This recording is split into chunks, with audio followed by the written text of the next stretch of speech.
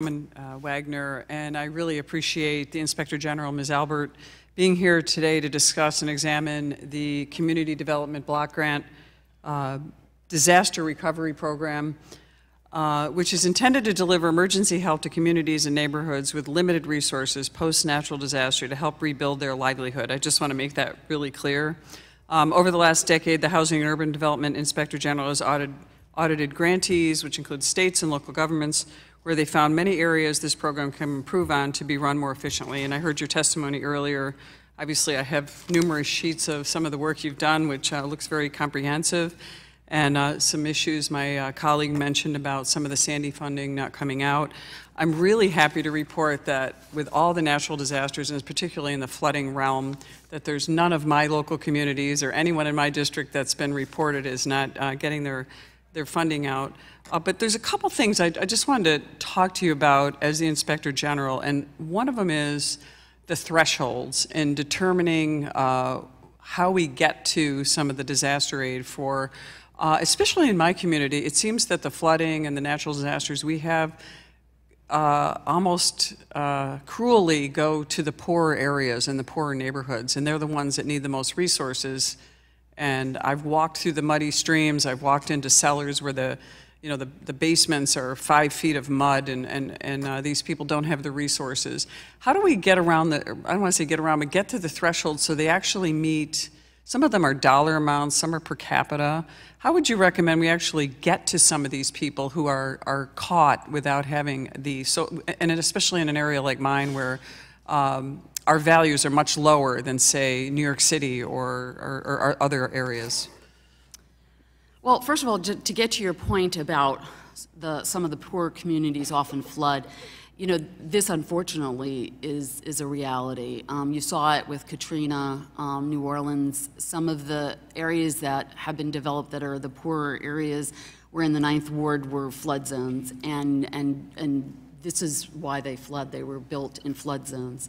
We see this, unfortunately, even with public housing, that they're built in, some of them in flood zones, which gets to another issue which we've audited, which is that public housing sometimes doesn't buy flood insurance even though they're in a flood zone.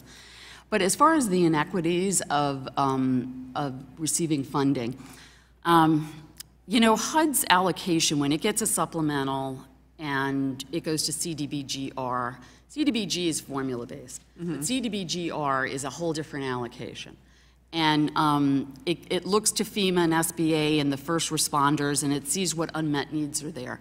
And then it makes a decision based on what it has determined the destruction has been in a particular area, and then it goes into a calculation of what is the unmet need. I think that if you feel that there's inequities, again, this is not a statutory program, so it's an interpretation by them and federal registries over over supplemental language. If I may just say, one of my concerns is that our local governments have taken a lot of the burden in my region, and some of our local officials have actually become quite knowledgeable on some of the disasters, especially related to flooding. And it seems that when the federal government comes in, we don't take into account their local knowledge and their ability to solve the problem. And I'm wondering if that's something the Inspector General can dive in and say, look, these guys know what's going on.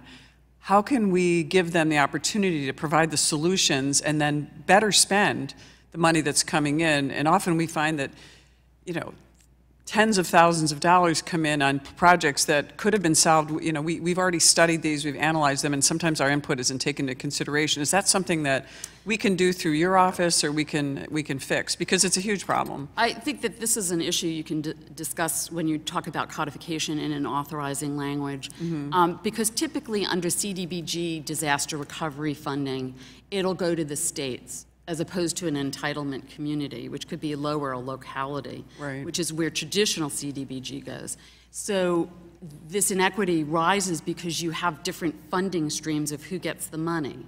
And maybe this is something that you could discuss while you're dealing with your authorizing language. Yeah, thank you, because we do need to focus on so many of these communities. We know what we should have done, could have done, it doesn't get done, and then we have a few years later, a heavy rain, not even a major storm, and we are in catastrophic flooding again like we experienced this year in my district on July 1st, and where's the federal government they're still tied up. We're still not responding the way we should be to our needy communities. And I do thank you. My time's expired, but I thank you very much for your great testimony. Thanks.